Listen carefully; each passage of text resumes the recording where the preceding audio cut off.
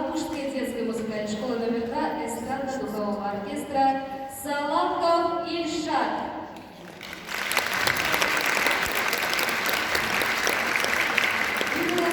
Заслуженный артист Республики Татарстан Кабанов Александр Михайлович.